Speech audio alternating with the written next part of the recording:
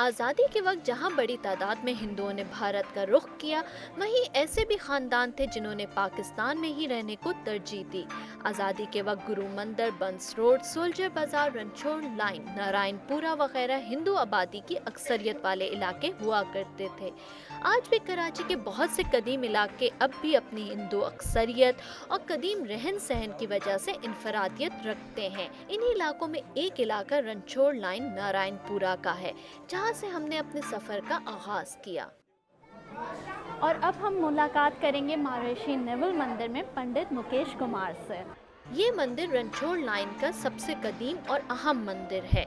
एक अंदाजे के मुताबिक ये 90 साल कबल बरतानवी दौर में तामीर किया गया। खास तौर पर हमारे गुरु बानी आचार्य जो है महर्षि नवल साहब का ये मंदिर है और तकरीबन ये मारवाड़ी पंचायत जो है इस मंदिर को जो हैंड करती है। नारायणपुरा का ये इलाका हिंदू पाड़ा के नाम से मशहूर है। नई नस्ल के लिए ये रहन सहन और तर्ज रिहाइश यकीनन अनोखा होगा, क्योंकि अब ये तर्ज जिंदगी खत्म होता जा रहा है। ये तर्ज जिंदगी चौल सिस्टम कहलाता है, जहाँ कहने को तो सब अलग घरों में रहते हैं लेकिन हैं एक दूसरे से बहुत करीब। चौपाल नुमा उसको कहते हैं जहाँ पर मकसूद एक साथ जो है 15-15 इस लाइन में घर हो और उसकी आबादी हो जो रहती हो, तो उसको चौपाल कहते हैं। अब वहाँ का रहन सहन ऐसा होता है, अगर पड़ोसी में अगर कोई तकरीबात होती है तो दूसरा जो पड़ोसी वो भी इसको शेयर करता है। चौल के अंदर एक घर सिर्फ एक कमरे पर मुश्तमिल होता है और एक घर में सिर्फ एक नहीं बल्कि 2 और बाज़ औक़ात 4 खानदान भी रहते हैं। इस एक कमरे का किराया 1600 रुपए से 2000 तक होता है। और अब हम आपको लेके चलते हैं इन चौल के रसोई घर में, यानी कि किचन में। हिंदू बरादरी में मुश्तरका ख़ानदानी निज़ाम आज भी न सिर्फ मौजूद है बल्कि इनकी ख़वातीन का कहना है कि इनके यहाँ 4 बर्तन साथ रहने के बावजूद भी एक दूसरे से टकराते नहीं। पूजा पाठ से लेकर खाना पीना सब ही साथ होता है। यहाँ 4 फैमिली रहती है ना, सब साथ होता है हमारा। सारा खाना पीना, कोई लड़ाई झगड़ा नहीं, प्यार मोहब्बत से रहते हैं।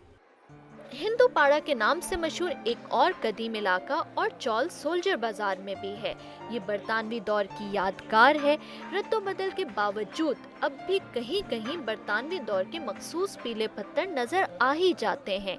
इन इलाकों की फजा बिल्कुल ही मुनफरिद है। कहीं मंदिर में पूजा की जा रही है, ओम जय जगदीश हरे, स्वामी जय जगदीश हरे, जनों के संकट, दास जनों के संकट क्षण में दूर करे। तो एक तरफ धूप ढलते ही लोग घरों के बाहर जमा होकर एक दूसरे को दिन भर की रुदात सुना रहे हैं। कुछ दूर पर माएँ अपने बच्चों के साथ खुश गपियों में मसरूफ हैं। अब इस शादी की तकरीब को ही ले लीजिए। तकरीब तो ये एक घर की है, लेकिन बेगाने की शादी में अब्दुल्ला दीवाने की मिसाल की तरह पूरा इलाका ही मेहमान या मेज़बान बना हुआ है। इसमें 5 चौल बने हुए हैं और इस 5 चौल में तकरीबन 700-800 घर हैं और 10,000 तक हमारे ख़ानदान आबाद हैं यहाँ पर। कुछ हमारे लोग जो इंडिया से आए थे वो उसी वक्त से यहाँ आबाद हैं, जब हिंदुस्तान पाकिस्तान बना है उस वक्त से यहाँ आबाद हैं और उनके जो तीसरी नस्ल तक जो है वो अब रहती है यहाँ पर। माजी के मुकाबले में आज अक़लियतों की माशी हालात भी बेहतर हुए हैं। सरकारी नौकरी के साथ साथ हिंदू बरादरी के लोग अब निजी इदारों की तरफ भी रुख कर रहे हैं। केएमसी डिपार्टमेंट है तो उसके अंदर काफ़ी लोग जो है वो सर्विस करते हैं, लेकिन अब जो है वो एजुकेशन का दौर अच्छा आ गया है। अब काफ़ी जो हिंदूस जो है वो बैंक के अंदर जॉब करते हैं। पाकिस्तान में रहने वाली हिंदू बरादरी पाकिस्तान से ख़ास लगाव और मोहब्बत रखती है। यही वजह है कि मजहबी इबादत के दौरान वो अपने मुल्क के लिए भी दुआ गो रहते हैं। कराची में रहने वाले ज़्यादातर हिंदू अब उर्दू ही बोलते हैं। अलबत्ता माजी में इनकी ज़ुबान सिंधी, गुजराती, मारवाड़ी या काठियावाड़ी हुआ करती थी।